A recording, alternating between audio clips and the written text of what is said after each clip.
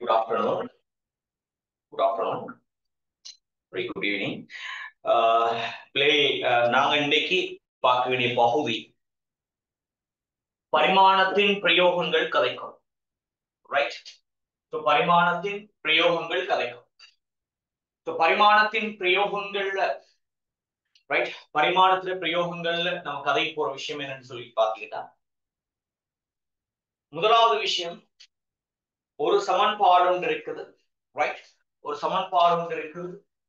அந்த சமன்பாடு ஒன்றுக்கு இடது பக்க வலது பக்க ரைட் இடது பக்க வலது பக்க சமன்பாடு ஒன்றுக்கு இடது பக்க வலது பக்க ரைட் சமன்பாடு எக்ஸாம்பிள் எடுக்கிறேன். b சமன் u சக 80ங்கிற சமன்பாடு எடுக்கிறேன்.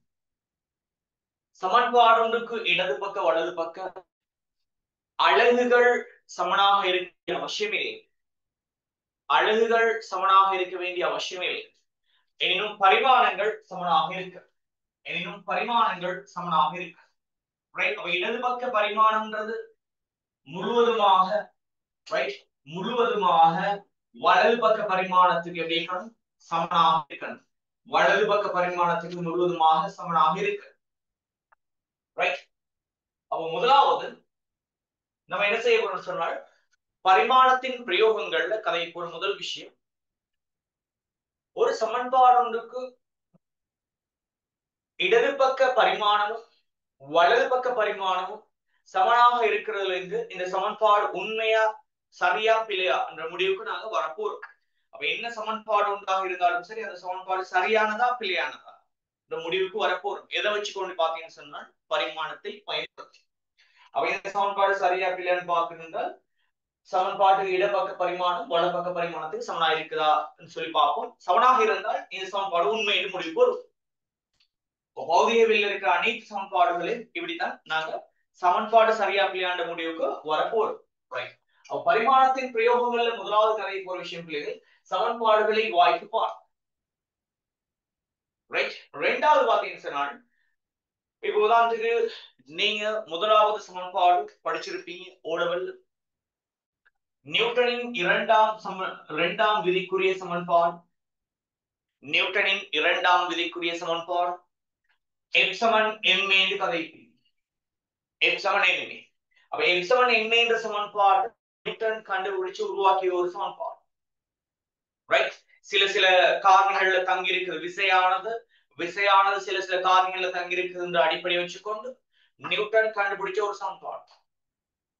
அதே மாதிரி பௌதிகவியல்ல வரக்கூடிய அனைத்து சமன்பாடுகள் நீங்க கண்டுபிடிக்க போறீங்க. ரைட்? அனைத்து சமன்பாடுகள் நீங்க உருவாக்க போறீங்க. சோ எதனை அடிப்படையாக வச்சுன்னு பாத்தீங்கன்னா, பரிமாணத்தை பயன்படுத்தி. சரி? பரிமாணத்தின் இரண்டாவது பிரயோகம் என்னன்னு பாத்தீங்கன்னு சொன்னால், சமன்பாடுகளை பெறுதல். ரைட்? மூன்றாவது பாத்தீங்கன்னு சொன்னால், சமன்பாடு ஒன்று இருக்குது. ரைட்? ஏற்கனவே கழிச்சோமா சமன்பாடு ஒன்று இருக்குது. அந்த சமன்பாடு ஒன்றுக்கு இடப்பக்க பரிமாணம் முழுவதும் வலப்பக்க பரிமாணத்துக்கு சமனாக இருந்தால் இந்த சமன்பாடு உண்மையானது வாய்ப்பு பார்க்கும் முதலாவது விஷயம். இரண்டாவது கதைப்பும் இந்த சமன்பாடு ஒன்றுல ஏதாவது ஒரு பௌதிக கணியம் தெரியாமல் இருந்தால், ஃபார் எக்ஸாம்பிள் உங்களுக்கு வீன்றது இறுதி வேகம் தந்திருக்கிறான், யூனிட் அல்லது ஆர் இருக்கிறான், தீண்டது நேரம் தந்திருக்கிறான், ஏன்றது என்னன்னு தெரியாது, ஏ காண்கள் சொன்னாள். ரைட்? ஏ காண்கள் சொன்னாள். நீ என்ன செய்யலும் சொன்னால், இந்த இடத்துல ஒரு முக்கியமான முடிவு ஒன்று கதைக்கணும். சமன்பாட்டுக்கு இடப்பக்க பரிமாணம் முழுவதும் வலப்பக்கத்தில் சமனா இருக்கணும் ஒரு விஷயம். இரண்டாவது, ஏதாவது ரெண்டு பேரை கூட்டணுமாக இருந்தால், உதாரணத்துக்கு x plus y ஆக கூட்டப்படுமா இருந்தால் அல்லது x minus y ஆக கழிக்கப்படுமாக இருந்தால், ரெண்டு பேரை கூட்டணும்னு சொன்னால் சம பரிமாணமுடைய ஆட்களை மாத்திரம் கூட்டேன். அதனை கழிக்கும் போதும் சம பரிமாணங்களுடைய ஆட்களை மாத்திரம் கழிக்க. ஆனால் பெருக்குவதற்கு ரைட்? அப்ப இந்த ரெண்டு கணித செய்கைகளை செய்வதற்கு பிள்ளைகள் பரிமாணம் சமனா இருக்கிறது. அதே நேரம் x into y, அந்த x into y பெருக்குவதற்கு பரிமாணம் சமனாக இருக்க வேண்டிய அவசியமே இல்லை. எக்ஸ் ஓவர் ஒய் பிரிப்பதற்கு பரிமாணம் சமனாக இருக்க வேண்டிய அவசியமே இல்லை. எனவே கணித செய்கைகள் என்று சொல்லும்போது 4 கணித செய்கைகள் தான் இருக்குது.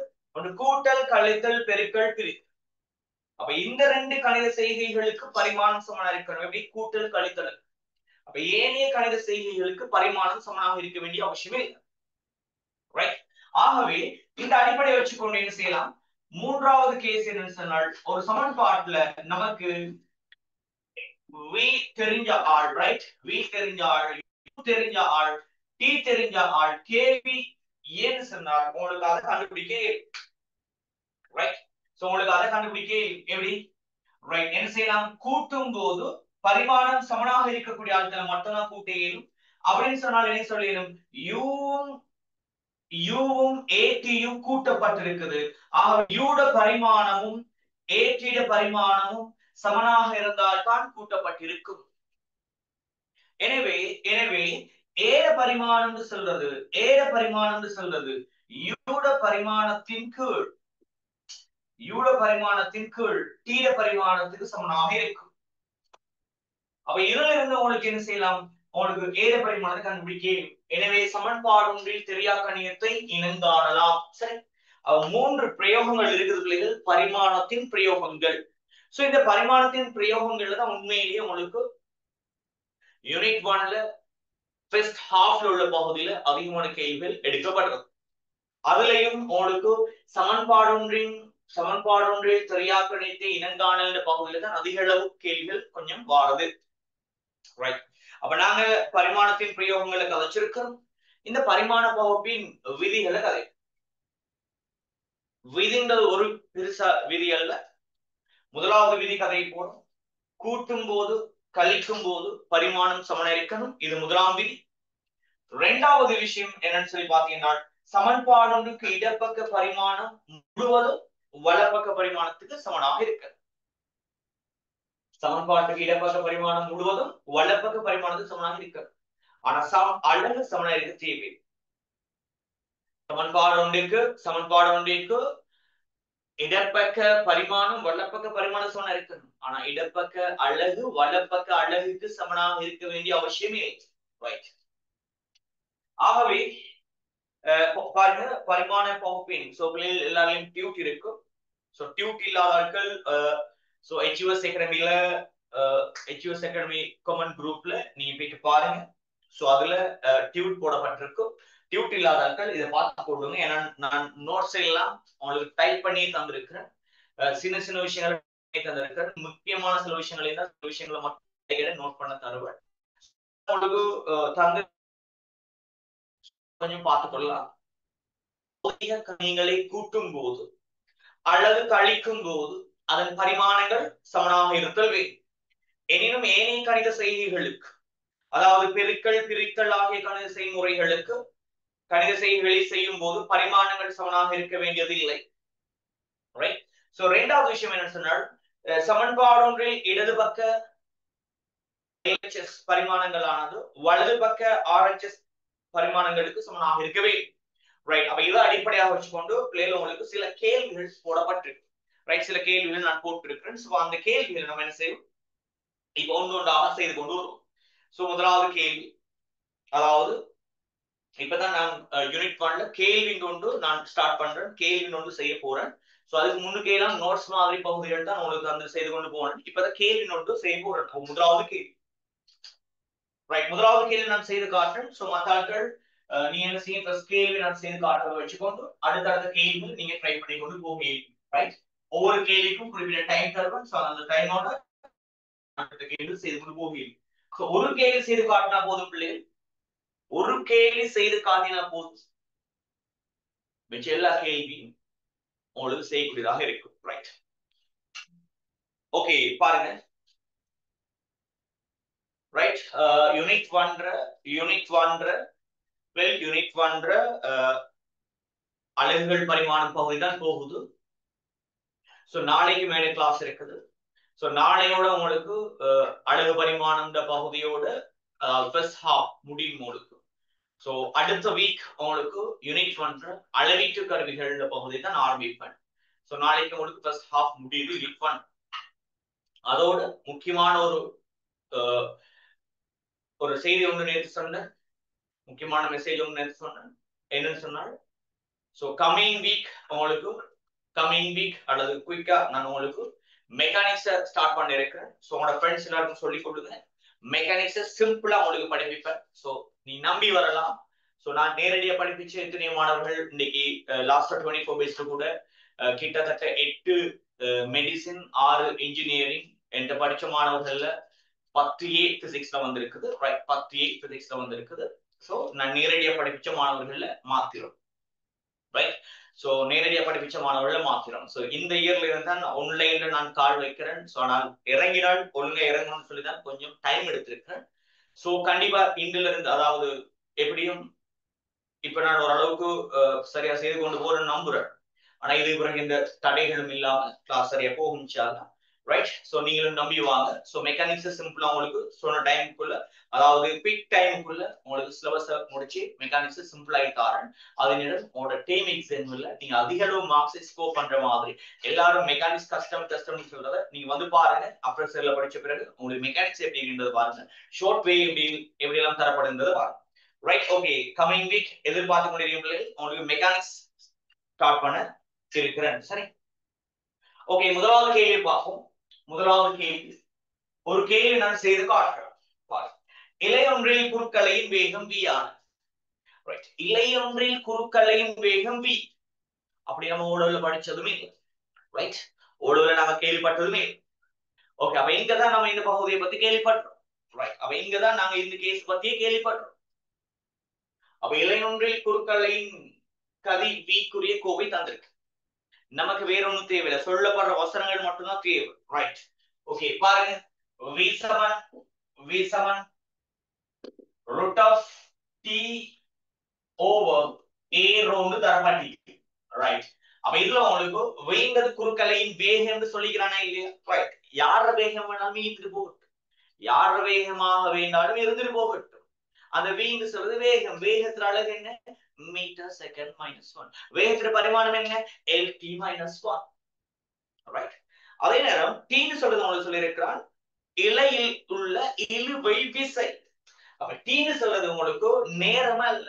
t எடுத்தாலே நேரம் அல்ல. இந்த இடத்துல t என்ன சொல்லப்படுகிறது பாருங்க. t இழுவை விசை.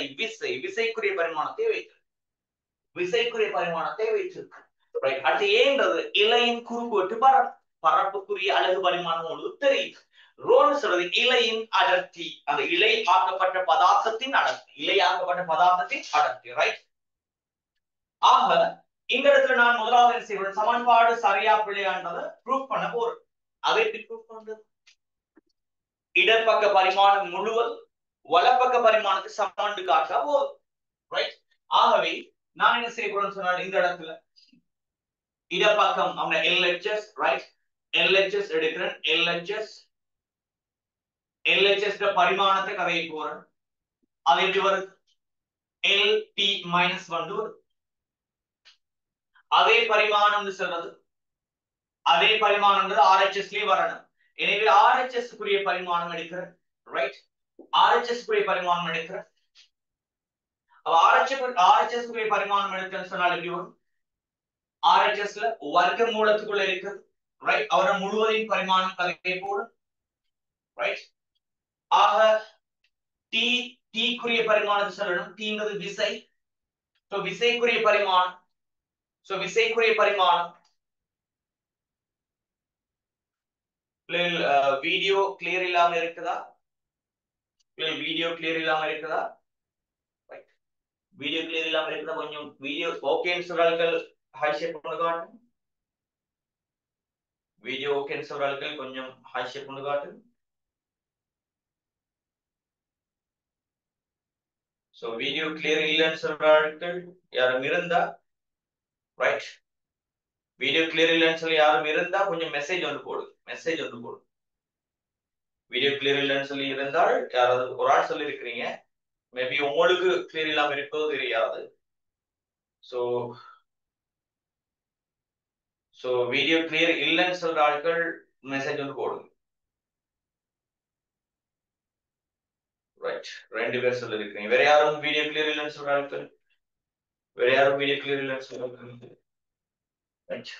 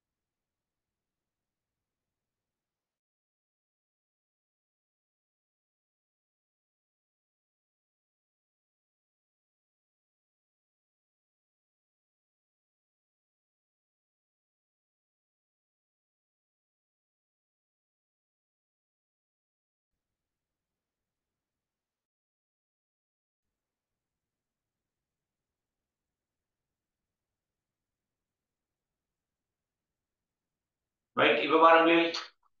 இப்போ ஓகேவா?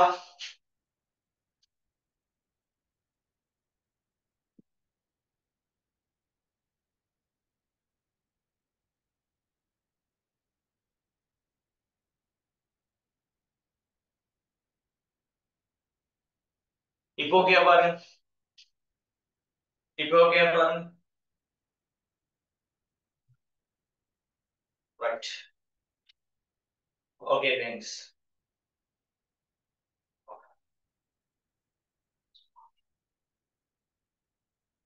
Right, okay, thanks. பாருங்க. ஆக இப்ப நம்ம வலப்பக்கத்துக்கு பரிமாணங்களை பிரதியிடுவோம். முதலாவது யாரை பிரதியிடுவோம்னு சொல்லி பாத்தீங்கன்னா, மேல டி இருக்குது. டீன்றது விசை தானே, விசைக்குரிய பரிமாணத்தை பிரதி. ரைட், விசைக்குரிய பரிமாணம் ml t minus 2. விசைன்றது ml t minus 2 தானே. ரைட், அப்ப அதுல பரிமாணத்தை பிரதி. ஏன்றது பரப்பு, எனவே எழுவர். ரைட், ரோன்றது அடர்த்தி, அடர்த்தி. அப்ப என்ன வரும்? ml minus 3. அப்ப இது சுருக்கினீங்கன்னா உங்களுக்கு கடைசியில LT minus 1 வரும். ரைட், கடைசியில LT minus 1 வரும். ஆகவே ரைட், ஆகவே RHS பரிமாணத்தை கதை நீங்க வர்க்கமூலத்துக்குள்ள இருக்குது, வர்க்கமூலத்துக்குள்ள. ரைட், பாருங்க. இது L வர்க்கம், இது L minus 3. எனவே அடிகள் சமன். அப்ப அடுக்குகள் சேரும், கூட்டப்படும். அப்ப அடுக்களை கூட்டினீங்கன்னா L minus 1, L minus 1, L minus 1. அந்த L minus 1 மேல போனா L plus 1. அப்ப ஏற்கனவே L ஒன்று இருக்கு, ஏற்கனவே L ஒன்று இருக்கு. இந்த mm வெட்டி. ரைட், அப்ப ஏற்கனவே L ஒன்று இருக்குது, L ஒன்று மேல போகுது. அப்ப L வர்க்கம். சோ வர்க்கமூலத்துக்குள்ள L வர்க்கம் வரும். T minus 2 அப்படியே இருக்கு. ரைட், T minus 2 அப்படியே இருக்கு. அவ்வளவு தெரியும் வர்க்கமூலம்னு சொல்றது என்ன அர்த்தம்? சோ வர்க்கமூலம்னு சொல்றது என்ன அர்த்தம்? வர்க்கமூலம்னு சொல்றது எக்ஸ் அரையாம அடுக்குதுன்னு அர்த்தம். ஒரு இலக்கத்தினது அரையாம அடுக்குதுதான் நீங்க வர்க்கமூலம் போடு. ரைட், வர்க்கமூலம் போடுவீங்க. ஆகவே எக்ஸ் அரையாம அடுக்குன்னு அர்த்தம். சரி, ஆகவே ஒருவேளை உங்களுக்கு வர்க்கமூலத்துக்குள்ள y வர்க்கம் இருக்குதுன்னு சொன்னால், வர்க்கமூலத்துக்குள்ள y வர்க்கம் ஒன்று இருக்குன்னு சொன்னால் நீங்க என்ன செய்யலாம்? இந்த வர்க்கமூலத்தை இல்லாமாக்கி. எப்படி? உண்மையிலேயே வர்க்கமூலம்னா என்ன? y வர்க்கத்தின் அரையாம அடுக்குதானே அர்த்தம். இந்த அறையும் இந்த ரெண்டும் பெருக்கப்படலாம். அறையும் பெருக்கப்பட்ட ஒன்றுதானே, அறையும் ரெண்டும் பெருக்கப்பட்ட ஒன்றுதானே. ஆகவே உண்மையிலே கடைசியில வைடு வரும், வைடு வரும். ஆகவே உங்களுக்கு வர்க்கமூலத்திலிருந்து ஒரு இலக்கத்தை வெளியெடுத்தால், அது வர்க்கமாக இருந்தால் வெளியெடுத்தா வைடு வரும். சோ y வர்க்கத்தை வெளியெடுத்தா y. ரைட், y வர்க்கத்தை வர்க்கமூலத்திலிருந்து வெளியெடுத்தா y. அப்படின்னு சொன்னால் L வர்க்கத்தை வர்க்கமூலத்திலிருந்து வெளியெடுத்தால் L. சோ T இதுல ஒரு முடிவுக்கு வர உங்களுக்கு ரைட் பாருங்க. இடது பரிமாணம் LT1, so வலது பக்க பரிமாணம் LT-1. ஆகவே LHS சமன் LHS பரிமாணம் சமன் RHS பரிமாணம், ரைட்? RHS பரிமாணம். ஆகவே இது பரிமாண முறைப்படி, ரைட்? பரிமாண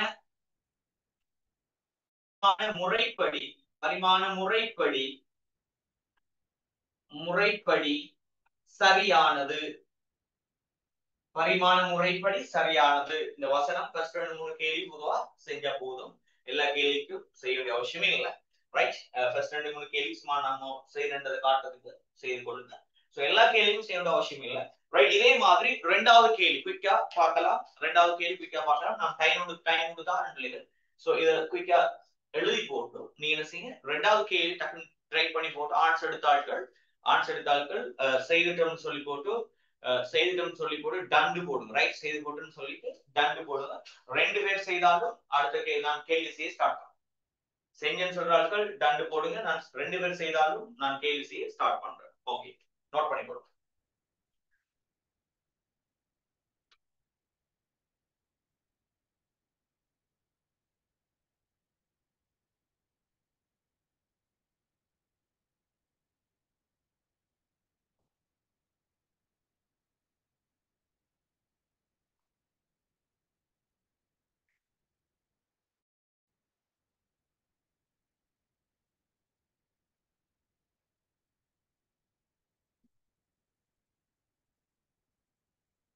எல்லாருமே O லெவல்ல சிறப்பாக முடிச்சிட்டு ஏ லெவலுக்கு கால் எடுத்து வைக்கிறீங்க.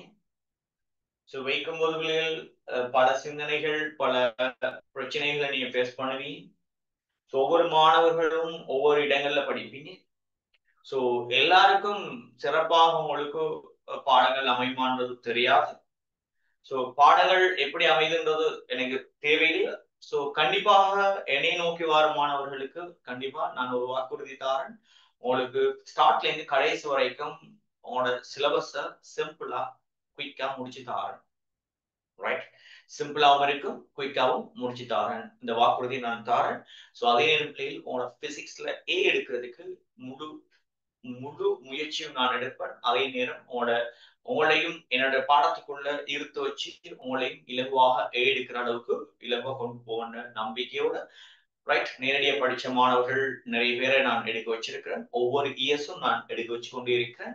சோ அதே மாதிரி ஆன்லைன்ல இப்பதான் நான் இறங்கி இருந்தாலும் பிள்ளைகள் ஆனா சிறப்பாக செய்யணும் ஒரு முழு ஹோப்போட தான் இறங்கி இருக்கிறேன். சோ ஐயாசிரியரும் ஒரு பெரிய நம்பிக்கையோட தான் என்னை கூப்பிட்டு இருக்கிறாரு. ஸோ கண்டிப்பா வாங்க செய்வோம். ஸோ ஆன்லைன்ல பெரிய பிளாட்ஃபார்ம் ஒன்று இருக்குது. ஸோ அவர நிறைய ஸ்டூடெண்ட்ஸ் இருக்கிறாங்க. ஸோ அதோட சேர்த்து என்னையும் கூப்பிட்டு இருக்காரு. ஸோ நீ வந்தா நல்லா செய்யணும்னு சொல்லி போட்டு ஸோ என்னை விசாரிச்சு கூட தான் கூப்பிட்டாரு.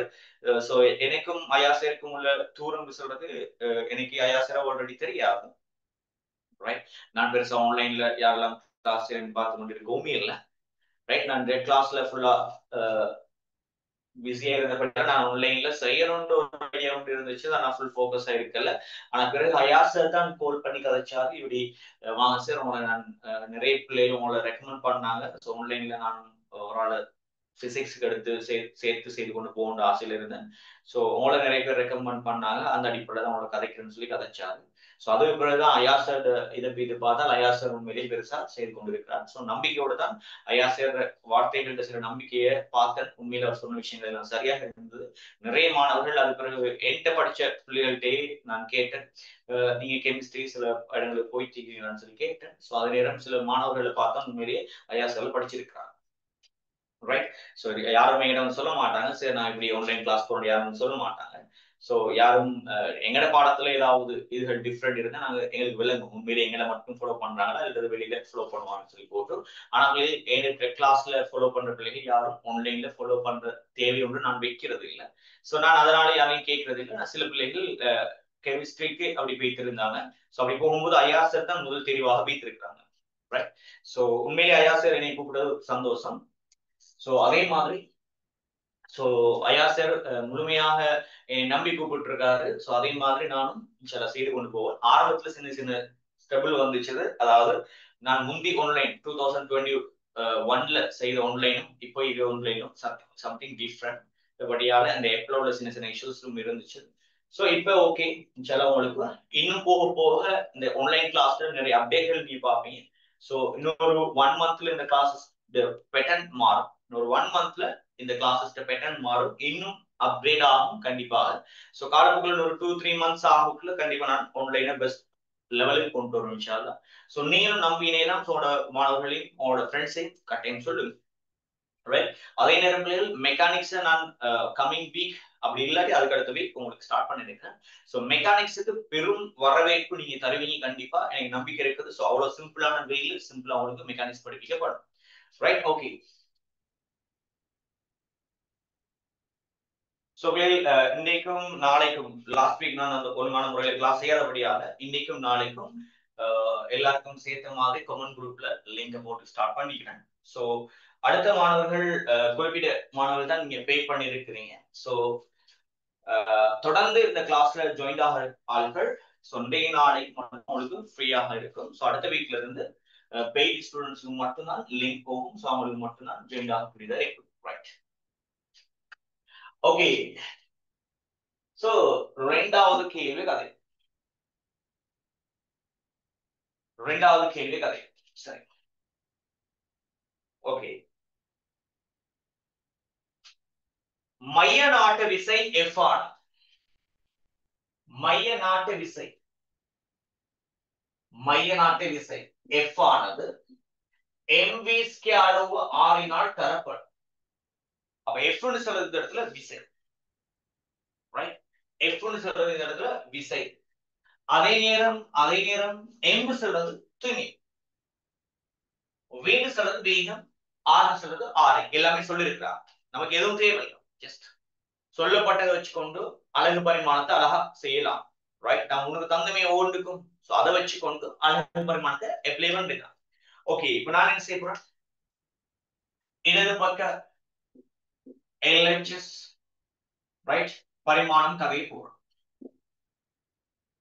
LHS பரிமாணம் சரி, உண்மையிலே தெரியும் LHS விசைக்குரிய பரிமாணம் சொல்றது ml t-2 right. So RHS பரிமாணம் அதே ml t-2 வரணும். வந்தால் சமன்பாடு சரியாக. நமக்கு ஒன்றுமே இல்லை, தருவாங்க சமன்பாடு, நாம போயிட்டு அந்த சமன்பாடு சரியா பிழையானதை மட்டும் சொல்லிட்டு போக போறோம். அந்த சமன்பாடு சரியானதா பிழையானதான்றதை மட்டும் சொல்லி கொண்டு போக போறோம். ரைட், ஆகவே சமன்பாடு இடப்பக்க பரிமாணம் வலப்பக்க பரிமாணத்தை சமன் என்று வச்சுக்கொண்டு நம்ம என்ன செய்யறோம், சமன்பாடு சரியா பிள்ளையா அவ்வளவு மட்டும் நம்ம கதை ரைட். அப்ப RHS கதைச்சுன்னு சொன்னால் RHSல பாத்தீங்கன்னா துணிவுக்கு பரிமாணம் சொல்றது கேபிட்டல் M. சோ வேகத்துக்கு பரிமாணம் என்ன பரிமாணம் LT-2 அதுல முழுவதின் வர்க்கம் போடுறமே, வேகத்துல வர்க்கம் முழுவதின் வர்க்கம். கீழே ஆரை என்பது நீளத்துல அளக்கிறது. சோ பரிமாணம் கேபிட்டல் L. ரைட், பரிமாணம் கேபிட்டல் L. ரைட், ஆகவே இப்ப அதை கேளும் m இன்டு சோ வர்க்கப்படுத்தினா L வர்க்கம் t-2 incurred L. ஆகவே சோ உங்களுக்கு வரும் ml t-2 ரைட். ஆகவே உங்களுக்கு சொல்லிடும் LHS சமன் LHS பரிமாணம் சமன் RHS பரிமாணம். ரைட், ஆகவே இது ஓர் பரிமாண முறைப்படி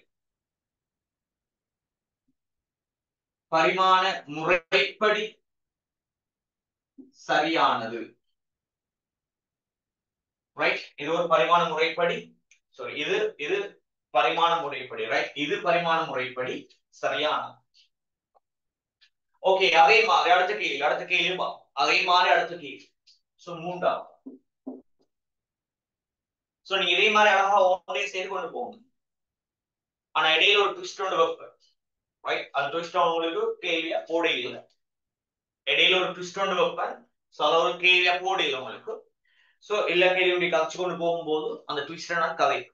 ரைட், சோ எல்லாமே உங்களுக்கு டியூட்ல போடப்பட்டிருக்காது. சோ யாரும் எடுத்து பார்த்தால் எல்லாமே டியூட்ல இருக்காது. சில விஷயங்கள் கிளாஸ்ல வந்து படிக்கிறதுக்கு மட்டும் தான் கிடைக்கும். ரைட், கிளாஸ்ல கண்டக்ட் பண்ணி படிக்கிற பிள்ளைகளுக்கு மட்டும் தான் சில விஷயங்கள் கொடுப்பேன். டியூட்ல பார்த்து எல்லாமே கிடைக்காது. Right, okay.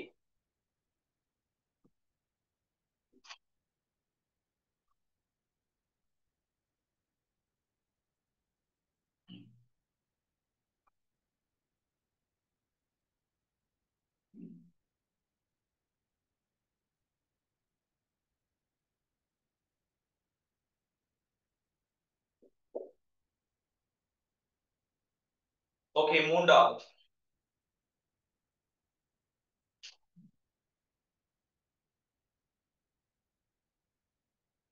பாருங்களேன், உண்மையிலேயே பிசிக்ஸ்ல யூனிட் பண்றது வெரி சிம்பிள்.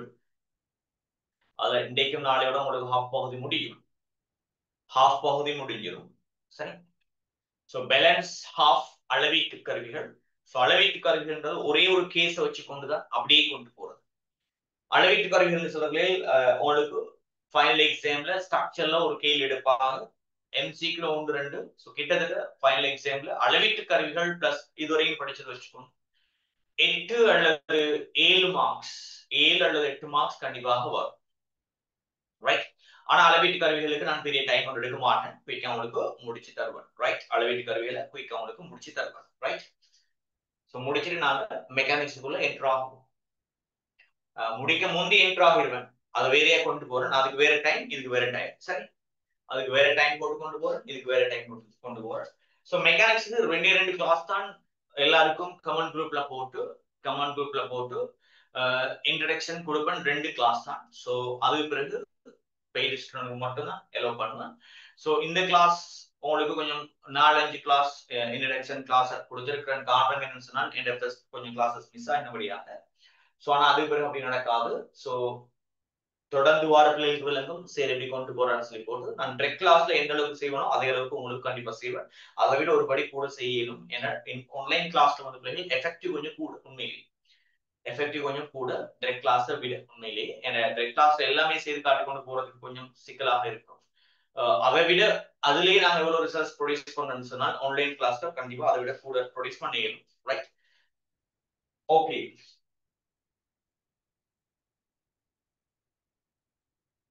பாருங்க, இயங்கும் கோளத்தில் தாக்கும் விசை F ஆனது. இயங்கும் கோளத்தில் தாக்கும் விசை F ஆனது 6π நீட்டா AB தரப்படும். ரைட், மூன்றாவது கே. இப்ப இதை நீங்க என்ன செய்யணும்? பரிமாண முறைப்படி சரியானதா பிழையானதான்னு கதை. ரைட், நம்ம என்ன செய்வோம்? முதலாவது பரிமாண முறைப்படி சமனாக இருக்கின்ற இடப்பக்க பரிமாணம் சமன்பாடு ஒன்றுக்கு இடப்பக்க பரிமாணம் வலப்பக்க பரிமாணம் சொன்னார். தெளிவா ஞாபகம் வச்சுக்கணும் பிள்ளைகள். சமன்பாடு ஒன்றிற்கு இடப்பக்க அலகு வலப்பக்க அலகுக்கு சமனாக இருக்க வேண்டிய அவசியம் இல்லை. நேற்றைய கிளாஸ்ல உங்களுக்கு கதைச்சு. சோ அதுக்கு ஒரு எக்ஸாம்பிளும் கதைச்சு. ஆனா சமன்பாடு ஒன்றுக்கு இடப்பக்க வலப்பக்க பரிமாணங்கள் கண்டிப்பா சமனா இருக்கு. ஓகே, அப்ப நான் இடப்பக்கம் எடுக்கிறேன். LHS பரிமாணம் என்ன வரும்? LHS பரிமாணம். அது விசைட பரிமாணம். என்ன சொல்லிருக்கிறாங்க சமன்பாட்டுல? இங்கு கோளத்தில் தாக்கும் பிசுக்கு விசை, அது என்ன வேணாலும் இருந்துட்டு போகட்டும். பிசுக்கு விசை, விசைட வேட் வருதுதானே, விசைட வேட் வருதுதானே. பிசுக்கோ வேற என்னவோ ஏதோ ஒரு விசை. இதுக்கு முன்னாடி கழிச்சது மைய நாட்ட விசை.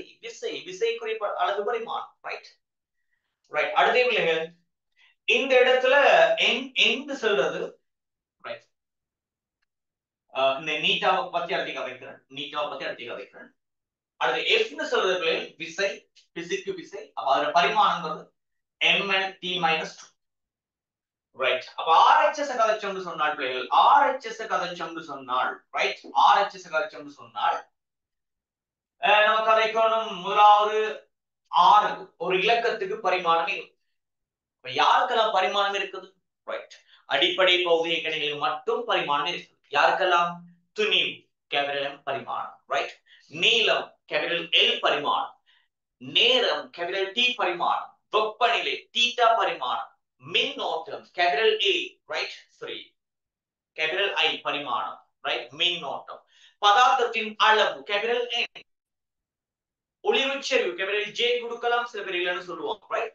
சோ இந்த ஏழை தவிர வேறு யாருக்கும் பரிமாணம் கிடையாது அப்படின்னு சொன்னால் வேற யாருக்கும் பரிமாணம் இல்லைன்னு சொன்னால் நம் ஆறுன்னு சொல்றது ஒரு இலக்கம், ஒரு நம்பர். சோ அவருக்கும் பரிமாணம் இல்லை. பைன்னு சொல்றது ரேடியன், சோ பை ரேடியன்ல அளவிடப்படும். சோ அவருக்கும் பரிமாணம் இல்லை, ரைட். ஆகவே உங்களுக்கு இங்க ஆறுக்கு பரிமாணம் இல்லை, சோ ஆறுக்கு பரிமாணம் இல்லை, சோ 1. பைக்கு பரிமாணம் இல்லை, சோ அவருக்கும் 1 போட தேவையில்லை, 1 போட தேவையில்லை, ரைட். பக்கத்துல போட்டி பிள்ளைகள் இது n அல்லது நீட்டா, ரைட். நீட்டான்னு சொல்றது பிள்ளைகள் இது யூனிட் 10ல கதைக்கிற ஒரு ஆள். அதாவது உராய்வு குணகம் மியூ கதைப்பும் தானே, உராய்வு குணகம் மியூ கதைப்பும் தானே. இந்த உராய்வு குணகம் சொல்றது பிள்ளைகள் திண்ம மேற்பரப்புகளுக்கு இடையில, ரைட். திண்ம மேற்பரப்புகளுக்கு இடையில உருவாகிற உராய்வு தான் உராய்வு குணகம் மியூ கதைக்கிறது, ரைட். திண்ம மேற்பரப்புகளுக்கு இடையில உருவாகிற உராய்வு குணகம் தான் மியூ கதைக்கிறது, ரைட். நேற்றைய கிளாஸ்ல கதைச்சோம், சரி, முந்தின நாள் கிளாஸ்ல கதைச்சோம் உராய்வு குணகம் மியூ. இந்த நீட்டான்னு சொல்றது என்னன்னு சொன்னால் திரவ மேற்பரப்பு கடையில் உருவாகிறதால் இந்த உராய்வு குணகம் பாகநிலை உராய்வு குணகம் சொல்றது. பாகநிலை உராய்வு குணகம் திரவங்களுக்கு இடையில உருவாகிற உராய்வு, அல்லது வாயுக்கள் திரவ அல்லது வாயுக்கள் திண்ம அல்லது திரவ திண்ம, ரைட். திரவ வாயு அப்படி கதைக்கிற, ரைட். திண்மத்தை தவிர திண்மத்துக்கு மியூ மட்டும்தான் கதைப்போம். அடுத்த அனைத்துக்கும் பாகநிலை உருவாய்ப்பணும் நீட்டா கதைப்போம், ரைட். பாகநிலை உருவாய்ப்பணும் நீட்டா கதைப்போம். பாருங்களேன், இந்த மாதிரி சில விஷயங்கள் உங்களுக்கு சிக்கல்கள் வரும்படியாகத்தான் உங்களுக்கு டியூட்ல 3rd பேஜ்ல, ரைட். டியூட்ல 3rd பேஜ்ல உங்களுக்கு போட்டிருக்கிற உண்மையிலேயே இம்பார்ட்டன்டான பகுதி நான் போட்டிருக்கிறேன். அல்பாண்டா என்ன, டெல்டா, ரைட். டெல்டா அதுக்கான குறியீடு கண்டிப்பா உனக்கு தேவை.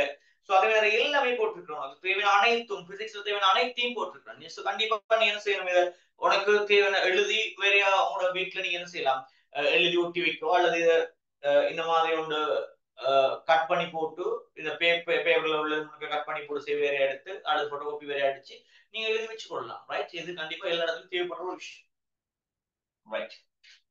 ஓகே, ஆகவே நீட்டா. சோ நீட்டாக்கு வந்து பிள்ளைகள் உங்களுக்கு பரிமாணம்ன்றது நீட்டாக்கு தந்திருக்கு, ரைட். இதெல்லாம் பாடமாய் கொண்டிருக்க இயலாது, எங்களுக்கு கூட நாங்க பாடமாய் கொண்டிருக்க மாட்டோம். நீட்டாக்குள்ள பரிமாணம் கண்டிப்பாக தரப்பட்டிருக்கணும், சரி.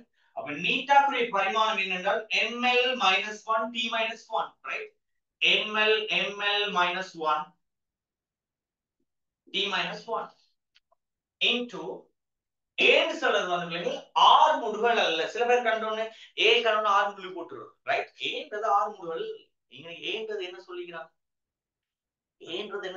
பாருங்க. ஏன்றது என்ன சொல்லிக்கிறாங்க, ரைட். ஏன்னு சொல்றது உங்களுக்கு, ரைட், ஆரை கமா வீன்னு சொல்றது வேகம், ரைட். அப்ப ஏன்றது 6. அப்ப 6 சொல்லும்போது அது பரிமாணம் பாத்தீங்கன்னா எல் 6ன்றது எல்ல நடக்கணும், ரைட். அதாவது நீளத்துல நடப்பீங்க, சோ அதோட பரிமாணம் எல். சோ வீன்னு சொல்றது வேகம், ஆகவே அது lt minus 1. சோ வீன்னு சொல்றது வேகம், சோ அது lt minus 1, ரைட். ஆகவே இப்ப நீங்க பாருங்க RHS, ரைட். RHS கதைச்சீங்கன்னு சொன்னால் என்ன வரும், right. L minus 1 L 1 so அடிக்கலை கூட்டினீங்கன்னா -1 +1 +1 அப்ப 1 கேன்சல் ஆக 1 வரும். சோ t ல -1 t ல -1 அப்ப அடிக்கல் சமன் அடிக்கல் கூட்டினால் உங்களுக்கு வரும் ml t -2. எனவே LHS சமன் RHS. ஆகவே இது பரிமாண முறைப்படி சரியானது, ரைட். பரிமாண முறைப்படி முறைப்படி சரியானது. சரியானது. ரைட். பரிமாண முறைப்படி சரியானது. ஓகே, அப்படியே அப்படியே அடுத்த கேள்வியே பார்ப்போம். அப்படியே அடுத்த கேள்வியே பார்ப்போம். சரி. இன்னொரு கேள்வி நான் செய்து காட்டுறேன். இன்னொரு கேள்வி நான் செய்து காட்டுறேன்.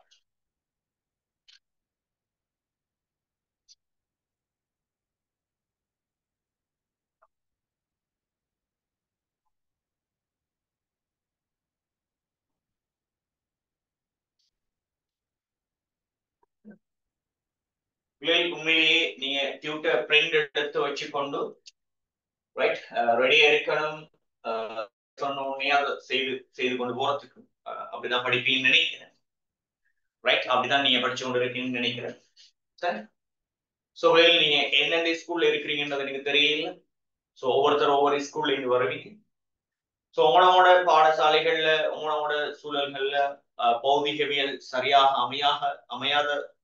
அமையாமல் இருந்தால் ரைட், நீங்க முழு நம்பிக்கையோட ஆஃபீஸரை நம்பி வாங்க. ரைட். சோ உங்களுக்கு முழு சிலபஸையும் சிம்பிளா உங்களுக்கு முடிச்சு தருவேன். சோ யோசிக்க தேவையில்லை.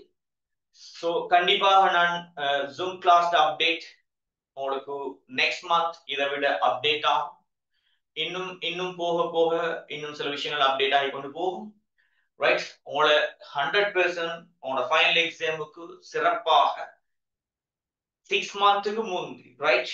சோ ஐயா சார் சொல்லியிருப்பார் உங்களுக்கு 8 மந்த்துக்கு முந்தி சிலபஸ் முடித்தாருன்னு சொல்லி போட்டு. சோ நான் அவ்வளவுக்கு முந்தி முடிச்சு தர கஷ்டம்.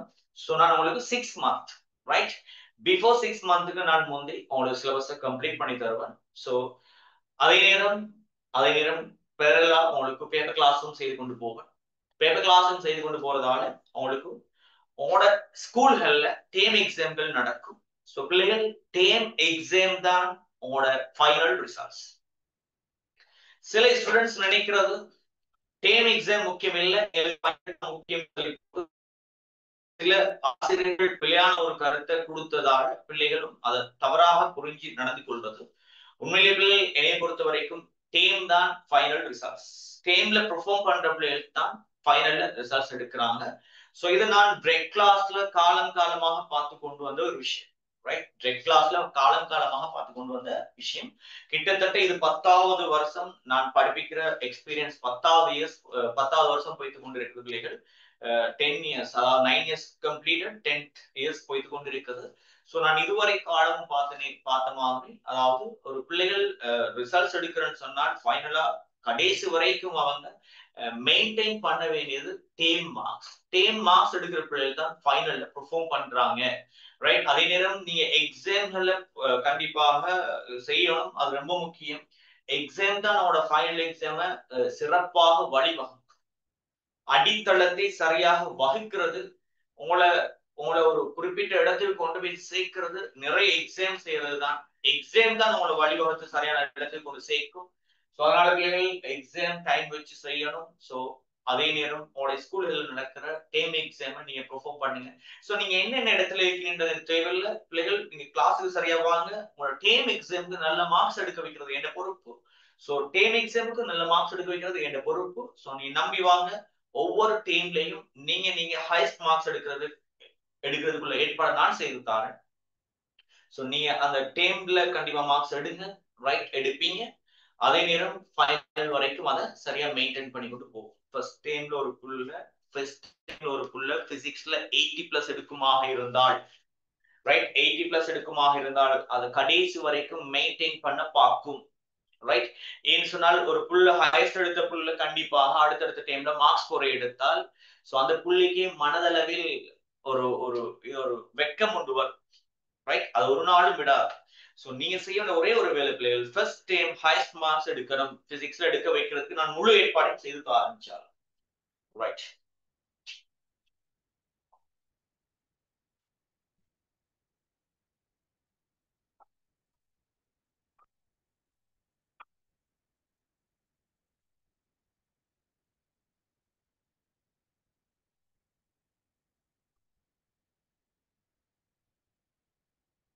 ஓகே, அடுத்த கேள்வியை பாருங்க.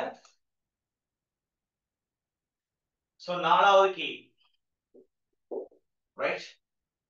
குழாயொன்றில் பாயும் திரவத்தின் கனவளவு வீதம் V into T ஆனது.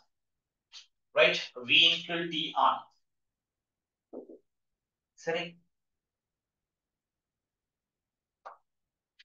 V into T ஆனது பை into P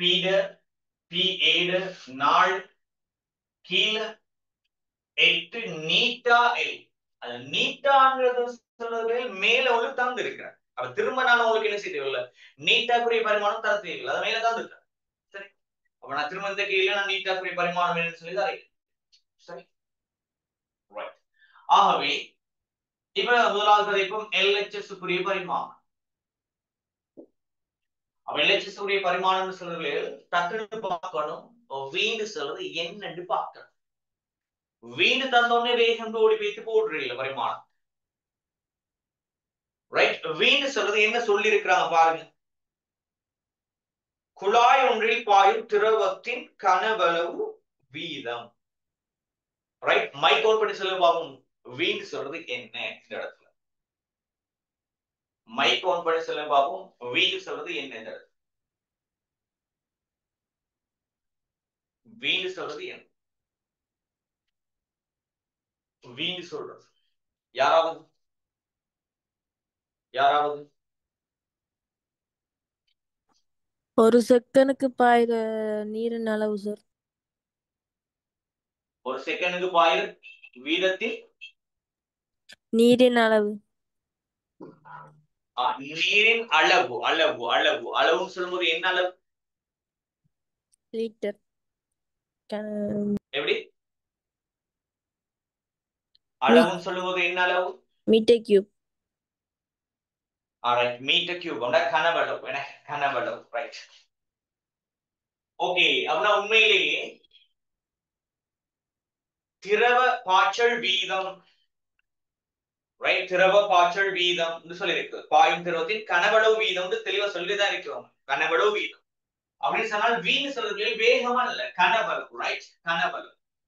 அப்ப கனவளவு சொல்லும் போது அது மீட்டர் கனம் என்றால் அழகு மீட்டர் கனம், பரிமாணம் எல் கனம்.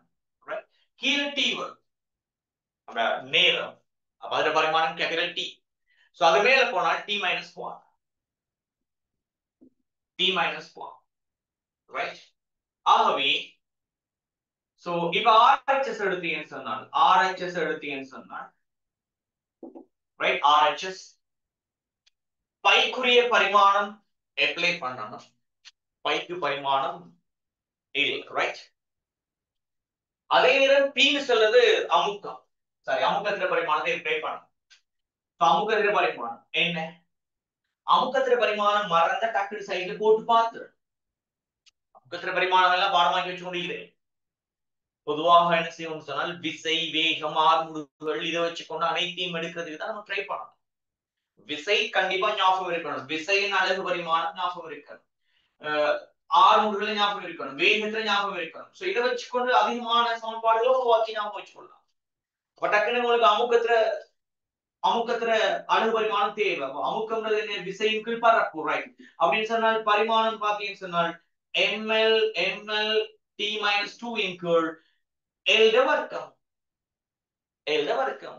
அப்ப டக்குனு கீழே இருந்து மேல கொண்டு போனீங்கன்னா ml minus 1 t minus 2. எல்லாத்தையும் நீங்க என்ன செய்ய போறீங்க? தந்த அவ்வளவுத்தையும் நீங்க பாடமாக்கி வச்சு கொண்டிருக்கிறது. ஒரு குறிப்பிட்ட இந்த 3 பேரை வச்சுக்கொண்டு, ரைட், இந்த 3 பேரை வச்சுக்கொண்டு நிறைய சமன்பாடுகள் கொண்டு போயிருக்கலாம். அடுத்த சமன்பாடுகள் கட்டாயம் ஞாபகம் இருக்கு. ரைட், ஓஎல்ல படிச்ச சமன்பாடுகளை ஞாபகம் வச்சுக்கணும். சமன்பாடு ஞாபகம் என்னதான் இருக்கு. Right, okay. உண்மையில நீ எல்லாம் படிச்சு முடிச்ச பிறகு எல்லா சமன்பாடு ஞாபகம் இருக்கும். இப்போதைக்கு அழகு பரிமாணத்தை கையில் செய்யும் போது சில சமன்பாடுகள் ஏற்கனவே பார்த்ததுகள் ஞாபகம் வச்சுக்கொள்ளணும். Right, okay. அப்போ டக்குனு பார்ப்போம். அமுக்கத்தின் பரிமாணம் ml-1 t minus 2. ஏன்னு சொல்றதுல Ri. ரைட், ஏன்னு சொல்றது ஒன்று சொல்லியிருக்காங்க Ri. அப்ப ஏன்றது Riட 4ஆம் அடுக்கு. ரைட், கீழே 8க்கு பரிமாணம் இல்லை. சோ நீட்டாக்கு பரிமாணம் பாத்தீங்கன்னா ml-1 t minus 1. ரைட், நீட்டாக்கு பரிமாணம் பாத்தீங்கன்னா ml-1 t minus 1. அதே நேரம் எல்லுக்கு பரிமாணம் பாத்தீங்கன்னா அதாவது குழாயின் நீளம். குழாயின் நீளம் சொல்றதும் நீள அளவீடு. சோ பரிமாணம் கேட்டது. ரைட். ஆகவே உங்களுக்கு இந்த n கேன்சல். இந்த L மைனஸ் 1 மேல போனா L பிளஸ் 1 ஆகும். அல்லது இங்க இப்படி எடுத்தாலும் சரி. L மைனஸ் 1 இந்த L வருது. எனவே L அடிகள் சமன் அடுக்களை கூட்டினா ரைட் அடுக்களை கூட்டுங்க. அடுக்களை கூட்டினா என்ன வரும்? L பூஜ்ஜியம் அடுக்கு எந்த ஒரு இலக்கத்திலும் பூஜ்ஜியம் அடுக்கு பூஜ்ஜியம் அடுக்கு உண்டு. ஆகவே உங்களுக்கு இங்க L மைனஸ் 1 அங்க L நாலாம் அடுக்கு. சோ கூட்டினா L கணம். சோ இந்த t minus 1 மேல போனா t plus 1 அப்போ t minus 2 ல இருந்து போக t minus 1 ரைட். அப்போ என்ன சொல்லிரும்? LHS சமன் RHS. ஆகவே இது பரிமாண முறைப்படி சரியா? ரைட். ஆகவே இது பரிமாண முறைப்படி சரியா? பரிமாண முறைப்படி சரியானது.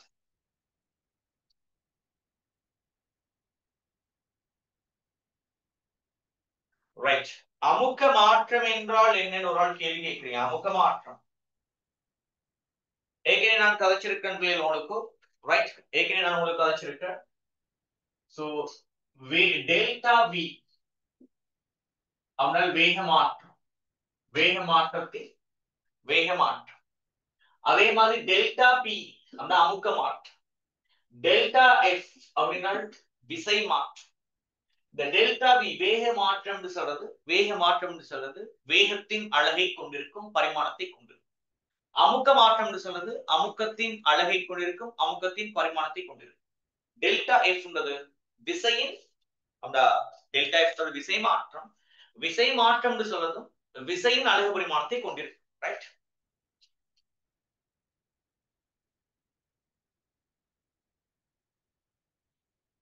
சோ இது போன கிளாஸஸ்ல உங்களுக்கு கதைச்சிருக்கேன். அதாவது 3 கிளாஸுக்கு செகண்ட் கிளாஸ்ல கதைச்சிருக்கேன். ஓகே.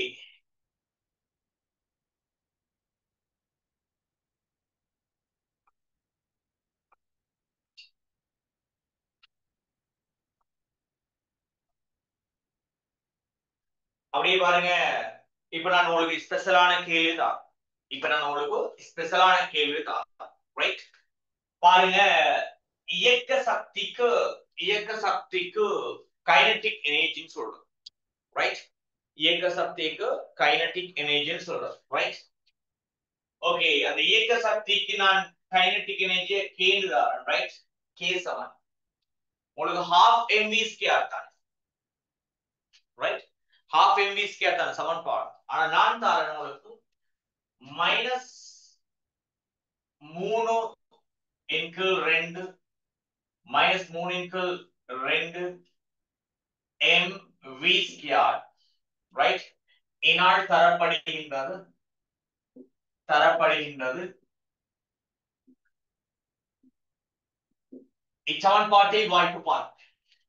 இச்சமன்பாட்டை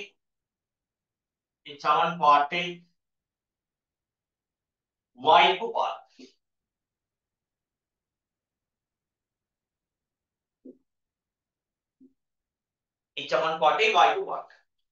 ரைட். சுலபம். இந்த சமன்பாடு சரியா பிள்ளையான்றதை பார்த்து டக்குன்னு சுலபம் இல்ல. இந்த சமன்பாடு சரியா பிள்ளையா பார்த்து போய்க்க சுலபம் இல்ல. இந்த சமன்பாடு சரியானதா பிள்ளையானதா? ரைட். பரிமாண முறைப்படி குயிக்கா போடு சுலபம். பரிமாண முறைப்படி சமன்பாடு சரியானதா பிள்ளையானதா?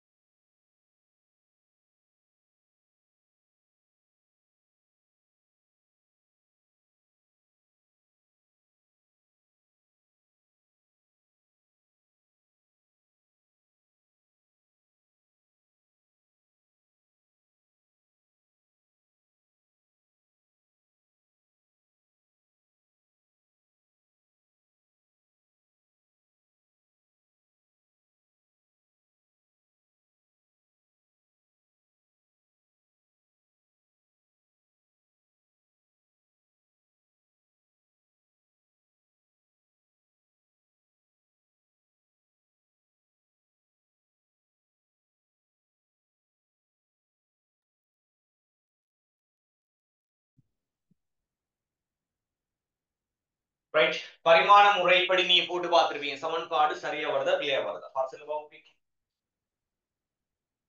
ரைட். லோகேஸ்வரன். ரைட். லோகேஸ்வரன் சரியா சொல்லிருக்கீங்க. ரைட். வேற ரைட். வேற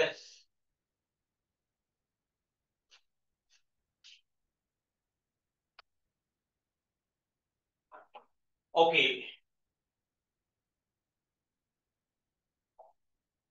பாருங்க LHS ரைட். இயக்க சக்தின்னு சொல்லும்போது அதோட பரிமாணம் என்ன? LHS பரிமாணம் என்ன? இயக்க சக்தின்னு சொல்லும்போது அதோட பரிமாணம் என்ன? இயக்க சக்தின்னு சொல்லும்போது உனக்கு தெரியும் இயக்க சக்தி அதையும் ஜூல் அளவிடப்படும். அதோட பரிமாணம் வேலை அதுவும் ஜூல் அளவிடப்படும். அதோட பரிமாணம் சமம். இயக்க சக்தியோட பரிமாணம் கேட்டா சோ வேலை W சமம். வேலை W சமம் F into X. இந்த சமன்பாடு எடுக்கலாம் தானே. அப்போ F ன்னு சொல்றது என்ன உங்களுக்கு? விசைதானே. ml வர்க்கம் t minus 2 இல்ல அதோட பரிமாணம் ml ml t minus 2 இல்ல அதோட பரிமாணம் விசையோட பரிமாணம் ml t minus into x என்றது ஒரு நீளம். சோ எனவே ரெண்டு பெருக்க வாரம் ml வர்க்கம் t minus 2 னு கதைக்கலாம். ml வர்க்கம் t minus 2 னு கதைக்கலாம். ரைட். அப்ப உண்மையிலே இயக்க சக்தியோட பரிமாணம் இது. அப்ப RHS ல கதைக்கும் RHS ல பாத்தீங்கன்னு சொன்னால் முதலாவது -3/2 mv வர்க்கத்தின் முழுவதின் பரிமாணம் கதை. அப்போ உண்மையிலே நம்பர்ஸுக்கு பரிமாணமே இல்லை. நம்பர்ஸுக்கு பரிமாணம் இல்லை. அப்ப நம்பர்ஸுக்கு பரிமாணம் இல்லைன்னா அதே நேரம் m பரிமாணம் பாத்தீங்கன்னா m துணிவுடல் கேபிட்டல் M பரிமாணம் சரி இன்டு வேகம்ன்றது L வர்க்கம் t minus 2. எனவே ml வர்க்கம் t minus 2 ரைட். எனவே இது பரிமாண முறைப்படி சரியானதுன்னு ஒரு ரைட். எனவே இது பரிமாண முறைப்படி எனவே இது பரிமாண முறைப்படி சரியானதுன்னு ஒரு சரியான. ஆனா உண்மையில இது பிள்ளை. ரைட். ஆனா உண்மையில இது பிள்ளை. இப்படி ஒரு சமன்பாடு இயற்கையிலே இல்லை. ரைட். சரியானதுன்னு வரும். ஆனால் எனினும் உண்மையில் இவ்வாறு ஒரு சமன்பாடு இயற்கையில் காணப்படுவதில்லை. ரைட். உண்மையில் இயற்கையில் ஒரு சமன்பாடு காணப்படுறது. ரைட். எனினும்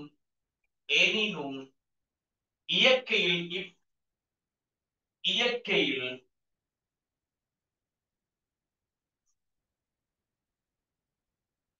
இச்சமன்பாடு காணப்படாது.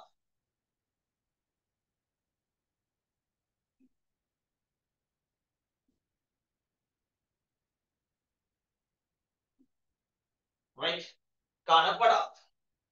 உண்மையிலே இந்த சமன்பாடு பரிமாண முறைப்படி சரியா வந்தாலும் இயற்கையில எப்படி ரைட். எனவே ஒரு ஃபைனல் ஒரு முடிவுக்கு வரை முக்கியமான முடிவுகள் இதெல்லாம் கேள்வி கேட்கப்படும். சோ முக்கியமான ஒரு முடிவு இதெல்லாம் கேள்வியாக கேட்கப்படும். என்ன முடிவுக்கு வரையில் சொல்லுங்க.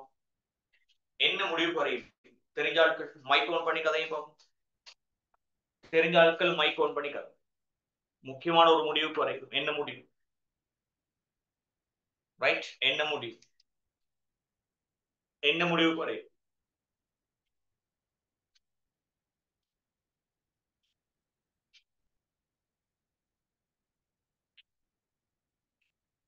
என்ன முடிவுக்கு வரையும்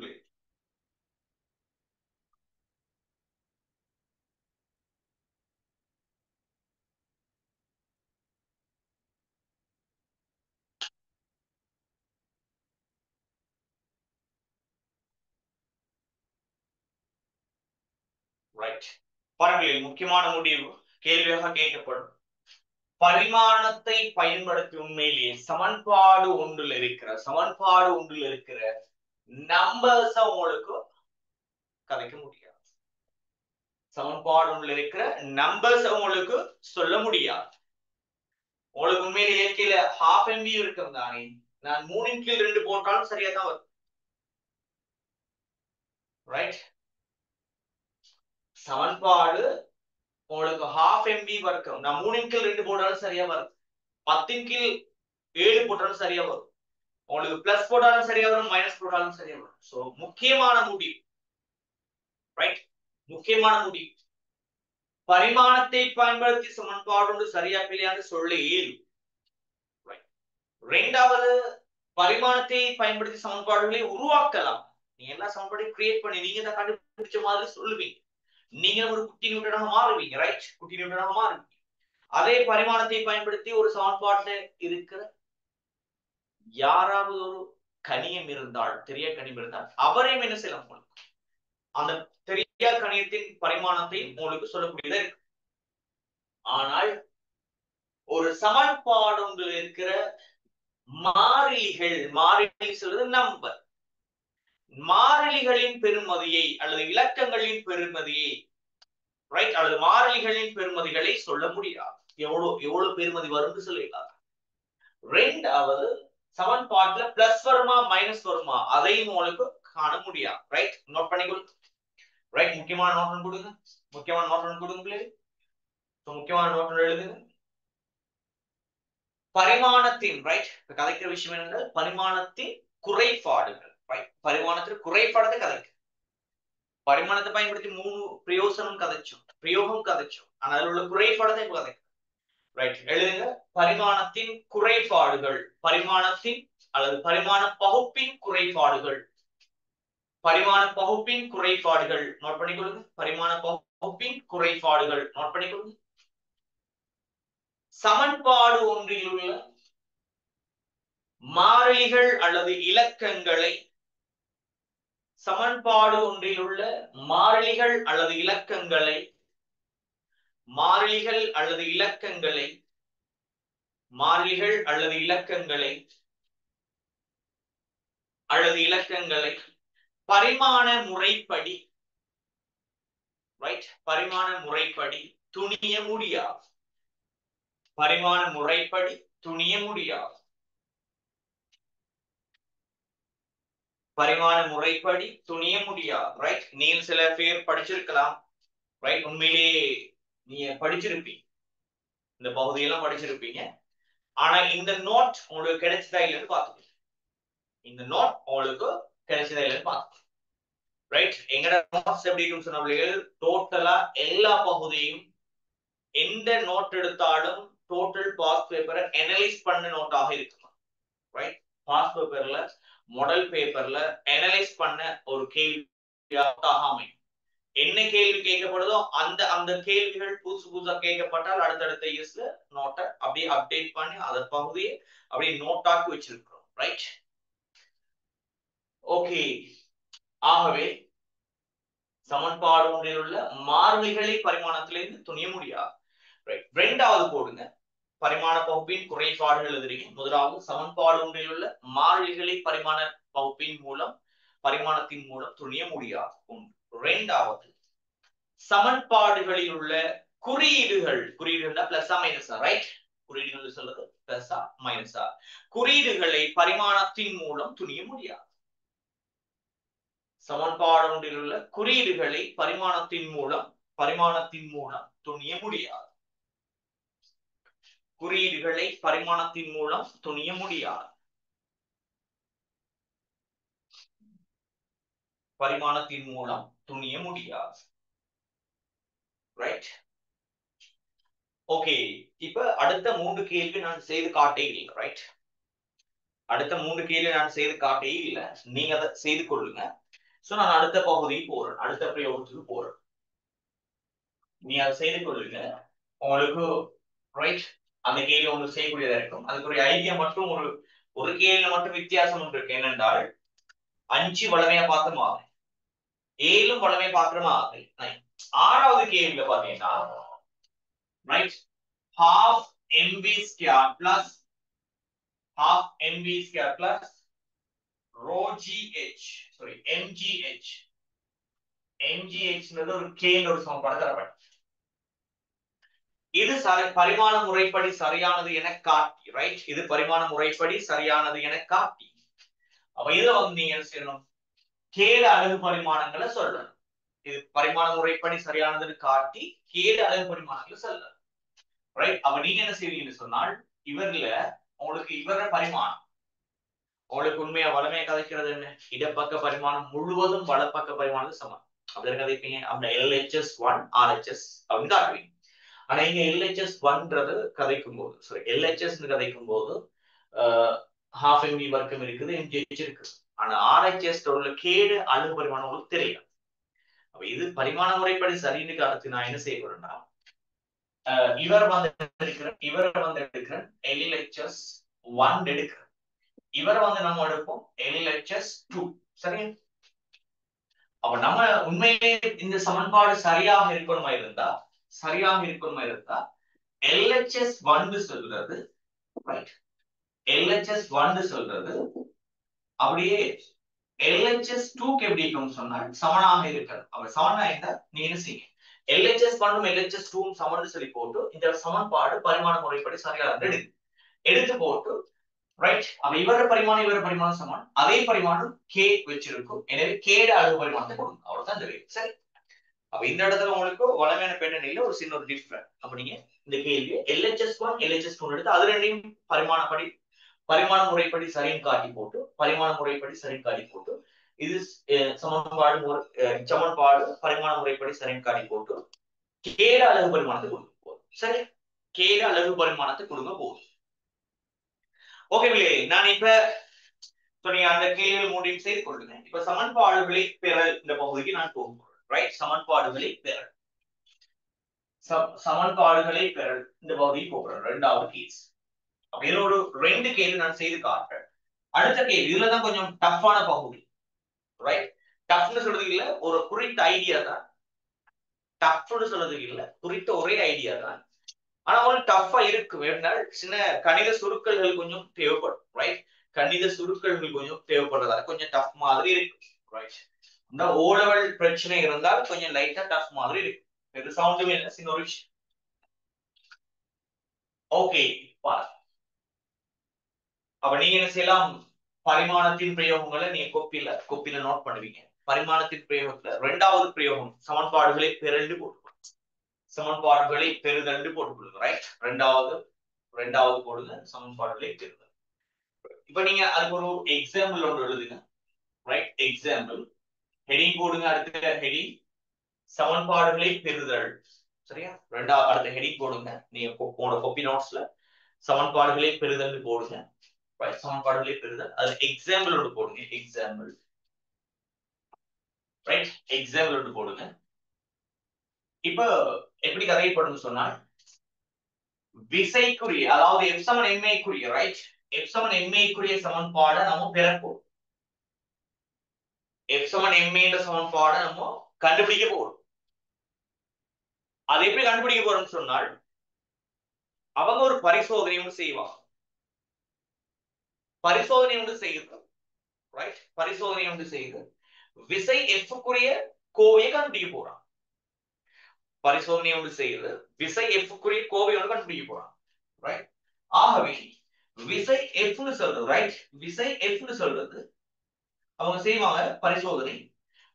அவங்க செஞ்ச பரிசோதனையில உள்ள முடிவு விசை f ஆனது திணிவில் தங்கி இருப்பதாகவும், அவங்க பரிசோதனை முடிவு விசை f ஆனது திணிவில் தங்கியிருப்பதாகவும் ஆர்முடுகளில் தங்கியிருப்பதாகவும் அறியப்பட்டது எனின் விசை f க்குரிய கோவையை தருக. இதான் இப்ப நான் கதை போற கேள்வி, ரைட்?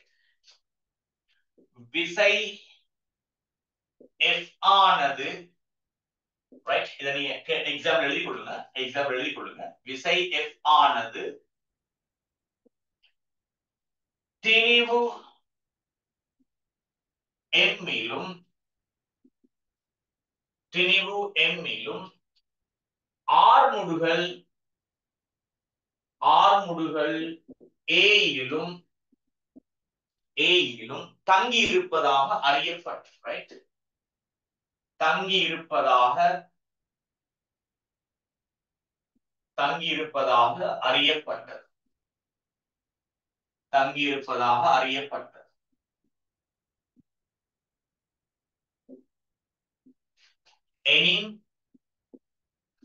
எனின் எஃபிற்குரிய கோவையை தரு. எஃபிற்குரிய கோவையை தருக. கோவையை தருக. ஆனா ஒரு முக்கியமான ஒரு விஷயம் பிள்ளைகள் இதுல, ரைட், இதுல இதோட முடியாத கேள்வி. இதுல சொல்லுவான் தொடர்ந்து இங்கு சமன்பாட்டுடன் தொடர்புபடும். ரைட், தொடர்புபடும் ஒருமை.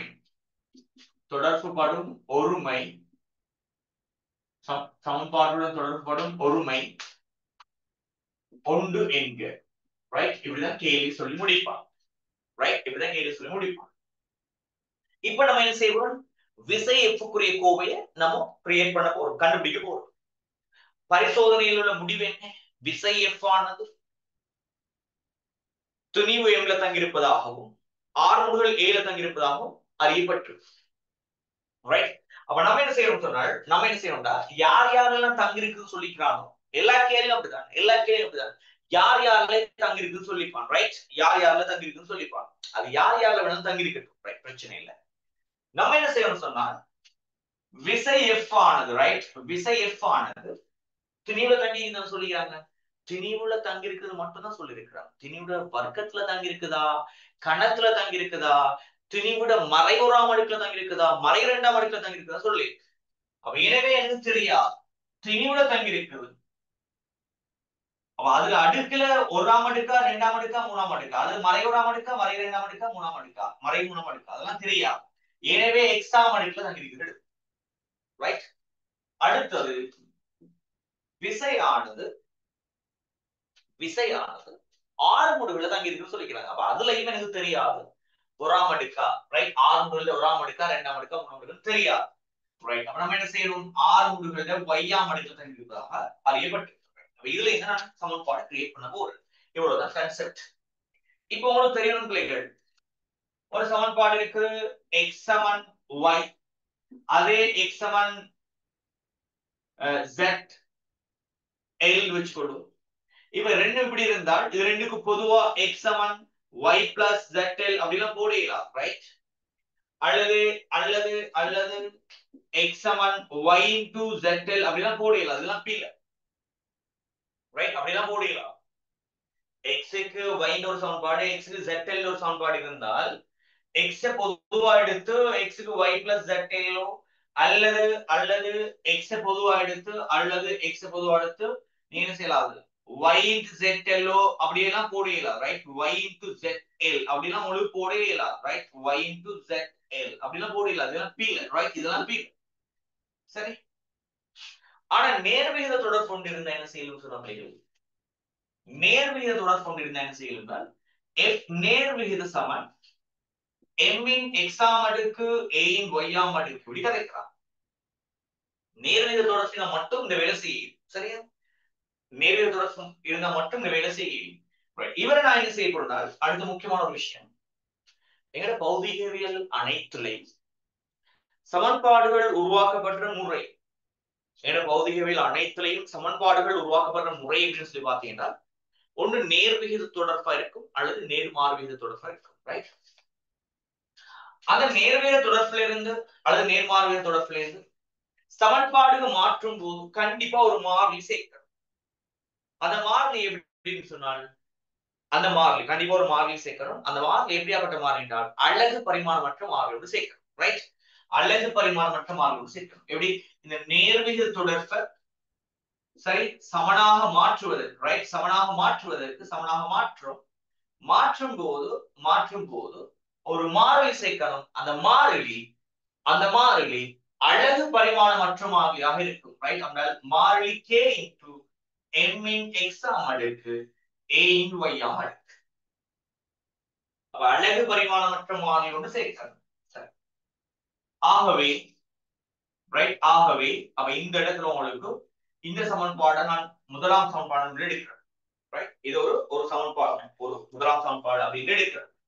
ரைட், இது முதலாம் சமன்பாடு அப்படின்னு எடுக்கிறேன். ரைட், இப்ப நீங்க என்ன செய்ய போறீங்க, இடப்பக்கத்துல ரைட் எஃப் இருக்குது, வலது பக்கத்துல எம் ஏ இருக்குது, சோ அடுக்குகளும் இருக்குது.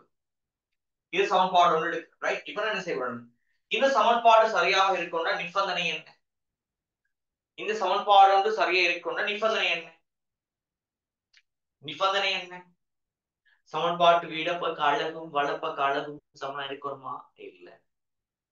யார் சமனா இருக்கணும், யாரு சமனா இருக்கணும், சமன்பாட்டுக்கு இடப்பக்க வலப்பக்க பரிமாணம் சமனா இருக்கணும். ரைட், ஆகவே கரைபோரன் சமன்பாடு ஒன்றின் இடப்பக்க வலப்பக்க பரிமாணம் சமனா இருக்கணும் தானே. சமன்பாடு ஒன்றிற்கு ரைட், சமன்பாடு ஒன்றிற்கு இருபுறமும் பரிமாணம் இடு. ரைட், அப்ப சமன்பாடு ஒன்றுக்கு ரெண்டு பக்கமும் போட போறோம். சமன்பாடு சரியா இருக்கு,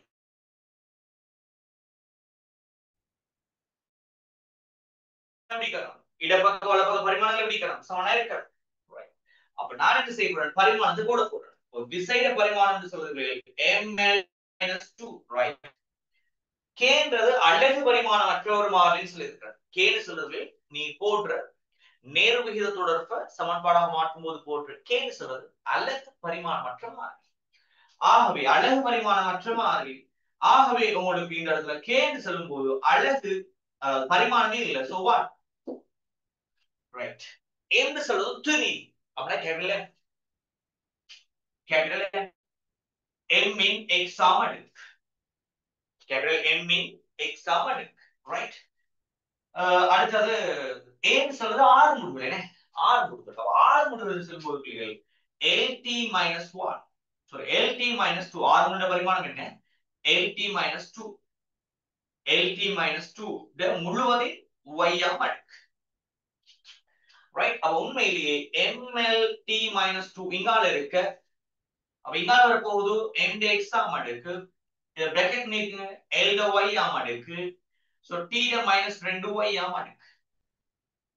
ரைட், ஆக இந்த இடத்துல உங்களுக்கு உண்மையிலேயே இந்த சமன்பாடு சரியா இருக்கிறமா இருந்தா இடப்பக்க பரிமாணம் முழுவதும் வலப்பக்க பரிமாணத்துக்கு சமனா இருக்கணும்.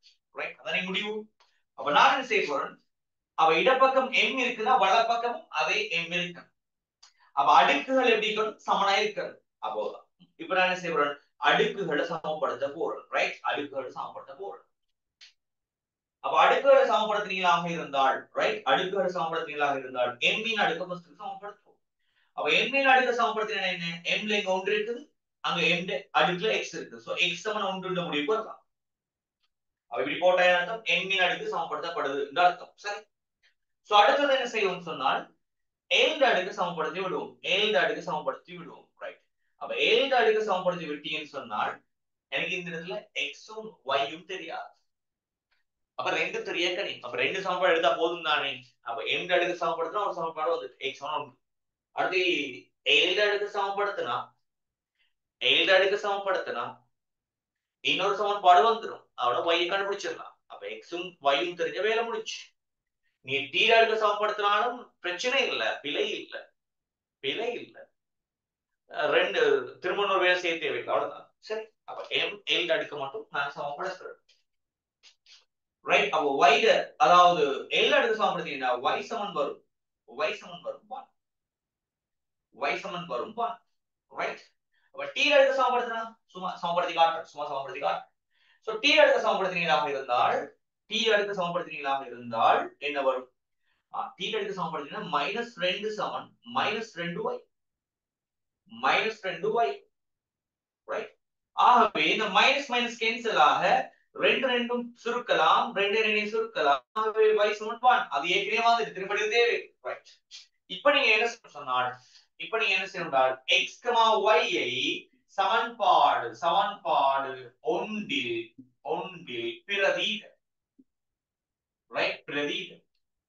அப்ப x, y சமன்பாடு ஒன்றில் பிரதியிட்டீங்கன்னு சொன்னா x சமன் ரைட். அதே நேரம் ஒரு முக்கியமான முடிவு, இங்கு சமன்பாட்டுடன் தொடர்புபடும் ஒருமை கொண்டு என்கிறது சொன்னார்.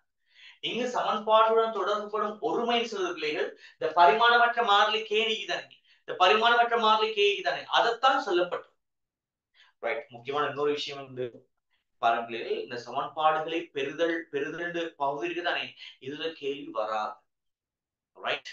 இதுல கேள்வி வராது. அப்ப எதுல கேள்வி வரும்?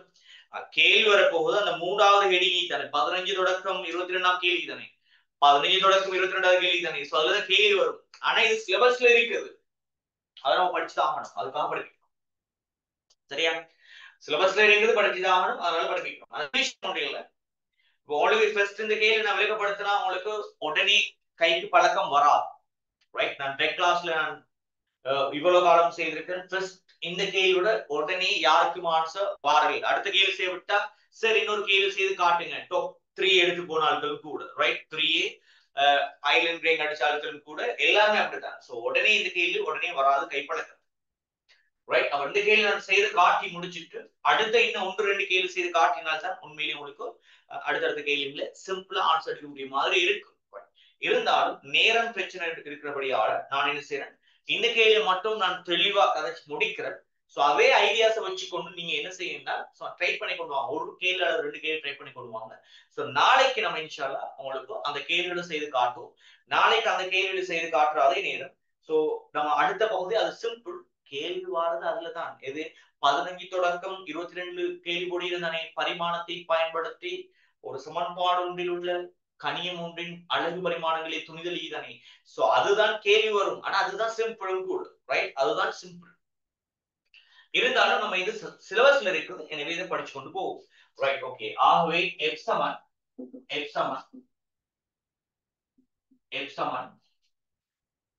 x, y சமன்பாடு உள்ள பிரதியிட போறோம். x, y சமன்பாடு உள்ள பிரதியிட போறோம். k வந்து என்னென்றால் மேல சொன்ன வசனத்துல சமன்பாட்டுடன் தொடர்பு படும் ஒருமை உண்டுதானே, அததான் கேன்னு சொல்லி தருவாங்க. அப்ப நீங்களும் என்ன செய்ய போறீங்க, அடுத்தடுத்த கேள்வியில எப்படி ட்ரை பண்ண போறீங்க, யாராவது ஒரு ஆளுக்குரிய சமன்பாடை கிரியேட் பண்ண சொல்லுவாங்க. கிரியேட் பண்ணும்போது இவர்ல தங்கி இருக்குன்னு சொல்லுவாங்க.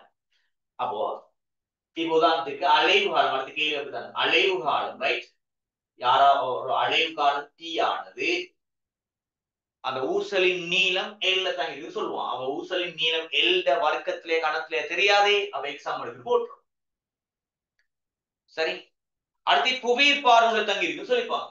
ரைட். அவ t நேர்வு சமன் L புவியீர் பார்முல G y அமர்க்கு போடணும். எனவே இதுல இருந்து என்ன செய்யணும், t நேர்வித சமன் L எக்ஸாம் அடுக்கு G y அமர்க்கு. அப்ப இதுல என்ன செய்யணும், t சமன் ஒரு நேர்வித தொடர்பை ஒரு சமன்பாடாக மாற்றணும். t சமன் k into L எக்ஸாம் அடுக்கு G y அடுக்குன்னு போடுவீங்க. அப்ப இதுல x y கண்டுபிடிப்பீங்க, சேம் மெத்தட். x y கண்டுபிடிப்பீங்க, சேம் மெத்தட். அப்ப அதுக்கு பிறகு நீங்க என்ன செய்வீங்க, x y கண்டுபிடிச்ச பிறகு x, y சமன்பாடு ஒன்றில் பிரதியிடன்னு சொல்லி பிரதியிட்டு போட்டு, ரைட். அந்த கேன்னு சொல்றது அந்த இடத்துல தந்திருப்பாங்க. அடுத்த கேள்வி பாத்தீங்கன்னு சொன்னால் சமன்பாட்டுடன் தொடர்புபடும் ஒருமை 2π கொடுத்திருக்காங்க. அடுத்த கேள்வியில சமன்பாட்டுடன் தொடர்புபடும் ஒருமைன்றது 2π கொடுத்திருக்காங்க. ஆனா இங்க சமன்பாட்டுடன் தொடர்புபடும் ஒருமைன்றது உண்டு. ரைட். அப்ப நான் கேட்குவதில் இங்க ஒன்று போடுறேன். ரைட். இது அடுத்த கேள்விக்குரிய ஐடியா. ரைட். அது அடுத்த கேள்விக்குரிய ஐடியா. நான் அதை இல்லாம ஆக்குறேன். சரி, சும்மா ஐடியா போட்டேன் உங்களுக்கு. ரைட். இது அடுத்த கேள்வி. அப்ப இந்த சமன்பாட்டுடன் தொடர்புபடும் ஒருமைன்றது ஒன்று. ரைட். அப்போ ஒன்றுன்னு சொன்னால் உங்களுக்கு m into 1 into கேக்கு பதிலா ஒன்று, அடுத்து கேக்கு பதிலா ஒன்று, m into x பதிலா ஒரு அடுக்கு, y அடுக்குன்றதும் yன்றதும் ஒன்று. ஆகவே f சமன் ma இந்த சமன்பாடு பெறப்படும். இவ்வாறுதான் பிள்ளைகள் f சமன் ma என்கிற சமன்பாடு உருவாகிறது. அப்ப இதே மாதிரி நீங்க என்ன செய்யுங்க, இதே மாதிரி நீங்க அடுத்த கேள்விக்குரிய ஆன்சர் உங்களுக்கு இதே மாதிரி 2π into root of L into G இந்த சமன்பாடு வந்து உருவாகும். அடுத்த கேள்விக்கு 2π into root of L over G ங்கிற சமன்பாடு வரும். நீங்க செய்து பாருங்க. ரைட். செய்து பாருங்க. ரைட். ஓகே. இது அடுத்த கேள்விக்குரிய ஆன்சர். ரைட். அதாவது क्वेश्चन நம்பர் 8 குரிய ஆன்சர். ரைட். क्वेश्चन நம்பர் 8 குரிய. இது ஒரு எக்ஸாம்பிள் போட்டிருக்கேன். இதை எழுதி போட்டு நீங்க கட்டாயம் ட்ரை பண்ணி கொண்டு வாங்க. சோ இதே நீங்க ஆன்சரை ட்ரை பண்ணி கொண்டு வாங்க. நாளைக்கு வகுப்புல நான் உங்களுக்கு மற்ற கேள்விகளை செய்து காட்டி, அதாவது அடுத்த பரிமாணத்தின் பிரயோகங்கள் ரெண்டையும் கழிச்சு முடிக்க போறேன் நாளைக்கு. ரைட்? சோ நாளைக்கு கிளாஸ்ல நாங்க சந்திப்போம். சோ பிள்ளைகள் உங்களுக்கு எழுத டைம் இல்லைன்னா ஒரு ஸ்கிரீன்ஷாட் ஒன்று அடிச்சு கொள்ளுங்க. ரைட்? ஸ்கிரீன்ஷாட் ஒன்று அடிச்சு கொள்ளுங்க. எழுத டைம் இல்லைன்னா ஸ்கிரீன்ஷாட் ஒன்று அடிச்சு கொள்ளுங்க. ஸ்கிரீன்ஷாட் ஒன்று அடிச்சு போட்டு நீங்க பிறகு எழுதலாம். சோ இதோட நான் கிளாஸை முடிச்சு கொள்றேன். கிளாஸை தொடர்ந்து ஃபாலோ பண்ண பிள்ளைகளுக்கு தேங்க்யூ. ரைட்? தேங்க்யூ. இன்ஷால்லா நாளைக்கு நம்ம இதே மாதிரி கிளாஸ்ல சந்திப்போம். சோ தொடர்ந்து கிளாஸ் போகும், எந்த பிரச்சனையும் இல்லாம. ரைட்? எந்த பிரச்சனையும் இல்லாம. சோ நம்பி வாங்க பிள்ளைகள். அடுத்தடுத்த கிளாஸஸ் நாளைக்கு மட்டும்தான் உங்களுக்கு பிள்ளைகள் நாளைக்கு மட்டும்தான் உங்களுக்கு அதாவது ஃப்ரீயா உங்களுக்கு கமெண்ட் குரூப்ல மெசேஜ் லிங்க் கிடைக்கும். ஸோ அதுக்கு பிறகு பெய்டு ஸ்டூடெண்ட்க்கு மட்டும்தான் கிடைக்கும். ஸோ கண்டிப்பாக இந்த கிளாஸை கண்டினியூவா ஃபாலோ பண்ற பிள்ளைகள், ஃபாலோ பண்ண விரும்புற பிள்ளைகள் கட்டாயம் பே பண்ணி கொள்ளுங்க. ரைட்? கட்டாயம் பே பண்ணி கொள்ளுங்க. ஸோ நம்ம கண்டிப்பாக நான் இப்போ கூட சொல்றேன் உங்களுக்கு. ஸோ இந்த கிளாஸ் உங்களுக்கு தொடர்ந்து சரியா போகும். ஆனா போகும்போது மெக்கானிக்ஸ்லாம் போகும்போது பாருங்க எப்படி உங்களோட கிளாஸ் அமைதுன்னு சொல்லி போட்டு நிறைய ஸ்டூடெண்ட்ஸ் வருவாங்க நம்பிக்கை எனக்கு இருக்குது. ரைட்? அதே மாதிரி நாங்க தொடர்ந்து கிளாஸ் கொண்டு போவோம். ரைட்? தேவையான ஸ்கிரீன்ஷாட் அடிச்சு நாங்க நாளைக்கு கிளாஸ்ல சந்திப்போம். ரைட்? நாளைக்கு கிளாஸ்ல சந்திப்போம்.